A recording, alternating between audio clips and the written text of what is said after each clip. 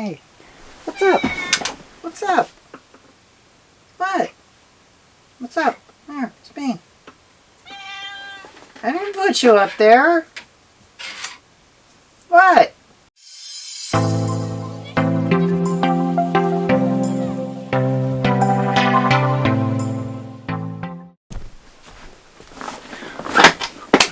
Hello. Welcome to my office. Okay, what we have here in order left to right, we have our Onkyo speakers. We have a tube amplifier which drives them. We have my refurb Logitech I think it's a K80 mechanical keyboard. We have a USB hub. We have a Logitech 502 gaming mouse. And we have a $120 on sale Spectre 32-inch 1080p television. Now, the television is going to be replaced. I have purchased a 43-inch true monitor with a built-in KVM that is going to allow me to plug in my mouse and keyboard and run HDMI cables to run an HDMI cable to a second computer to allow me to run a storage server without having to have two sets of inputs. So I'll be able to use these for both computers at the just switching back and forth on the screen. Really handy, totally gonna do it. And the reason for the 43-inch monitor is because it's 4K and it's going to just make everything with video editing much better. So, there's just a problem. It won't fit. Well, okay, there's two problems. It won't fit, and this is all scavenged plywood, OSB, scavenged wood, and it's ugly. Plus, I need a second shelf up top here. So, yeah, there's a couple of problems. So, we're going to get those resolved.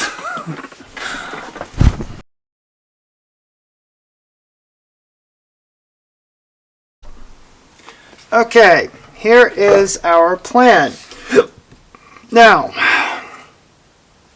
the current shelf system is just sitting on the desk. It's 10 inches deep and just sitting there under its own weight. All of the weight that's on it is down low, so I have no trouble with it falling over or anything like that.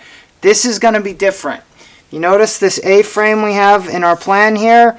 What we're going to be doing is we're going to be putting a mounting bracket and extendo arm kind of thing to mount the monitor to.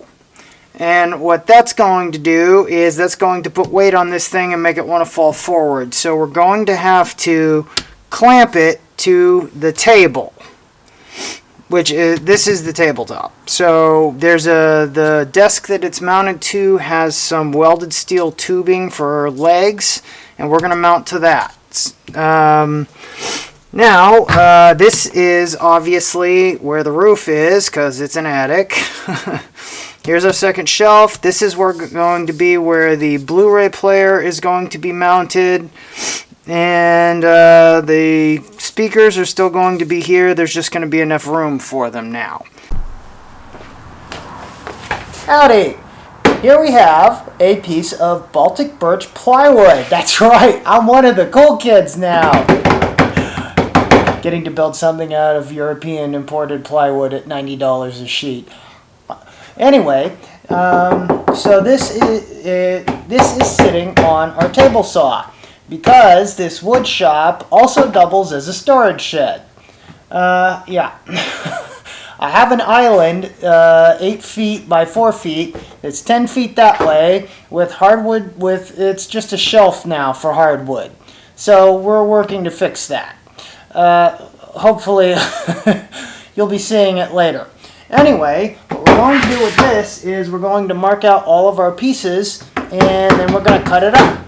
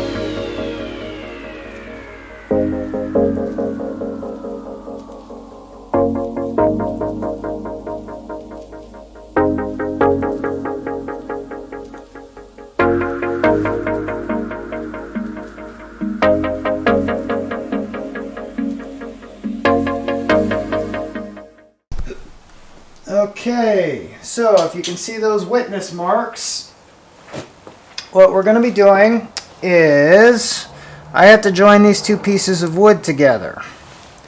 So each one of those marks is where I have to drill dead center so that I can insert one of these dowels and chop it off and use it as a pin.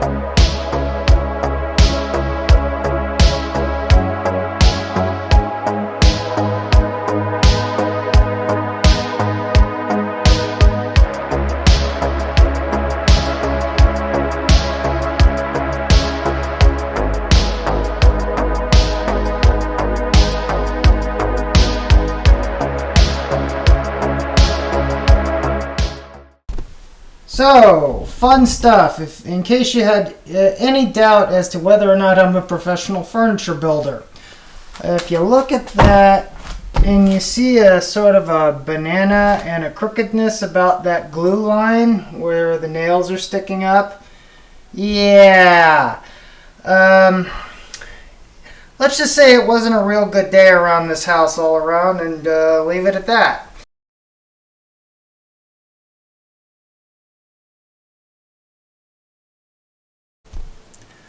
Okay, here's something I am good at for sure. This is the proper procedure for how to pull one of these nails. First, you need a much wider footprint, and you need some, preferably, Vice brand vice grips, if you can see that. And you need something to increase the footprint to distribute the weight of the force and everything of the tool. So I like steel pry bars. Okay, you tighten it all the way down on the screw, crunch it down, just use leverage. It'll pull it right out, and because you distributed the weight, it won't leave a mark in the wood. Let's do that one more time.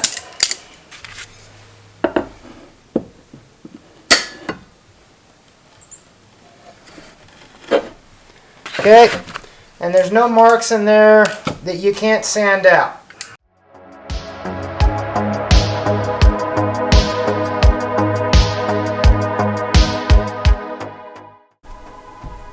Okay, as you can see, we are doing it correctly this time around.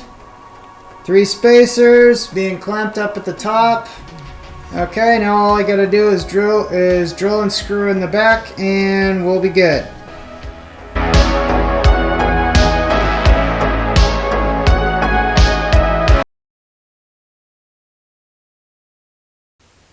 Okay, so this is what we were going for. Let's see how close we got.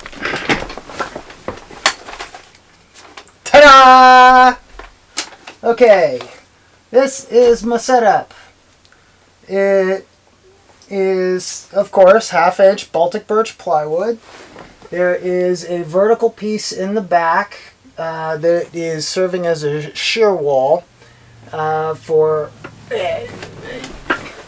The A-frame is 2x2 and 2x6 standard fir, and all of it's just been sanded and given a single coat of only the finest clear finish in a can available. That would be clear shellac, whole thing clear shellac. Let's see. It didn't install the way I was hoping it was going to install. I was going to try to do it in 3 pieces, the sides, and then bolt the top to it, and it ended up being considerably more painful than that. So it had to be put together entirely and then bolted on, and to do that, I ended up needing to add a couple of sort of resting tabs to the design so that the whole thing would essentially slide on and then rest on these tabs to take the weight off so that I could bolt the thing on. And right now it's only being held on with clamping pressure. That's it. It's weights resting on this tab, and it's clamped to the steel tubing beneath. So that's pretty cool. No permanent alteration on the desk. I can take it with me and rebuild it into something. Let's see. But anyway, yeah. It's going to be getting a much bigger monitor. This is a 32. It's getting a 43-inch 4K, which is going to make video editing considerably nicer. And yes, that is a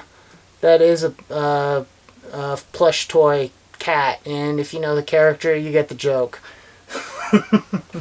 So anyway, that's all I got for you this week. God bless. We'll see you in the next one.